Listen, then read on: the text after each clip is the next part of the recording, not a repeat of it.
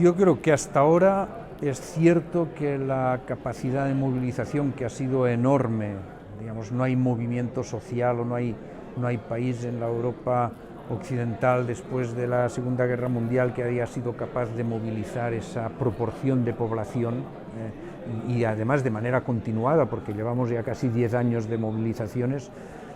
Eso ha sido lo importante, eso es lo que ha permitido llegar hasta donde estamos. Pero es cierto que esa capacidad de movilización, esa mayoría social que se ha construido, ha sido posible por lo que nosotros decíamos de la revolución de las sonrisas, ¿no? porque era muy amigable, era muy amable, todo el proceso había sido terriblemente amable.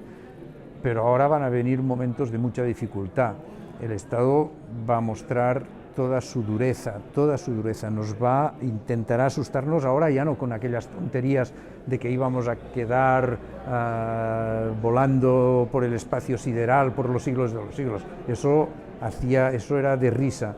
Ahora yo creo que va a actuar de manera, digamos, que será más difícil verle la cara divertida, y es en ese momento, en el momento decisivo, en que podremos ver hasta qué punto ese pueblo que se moviliza mantiene su capacidad de resistencia y si la mantiene o si al menos en una parte se echa atrás y hace imposible el llegar a la meta.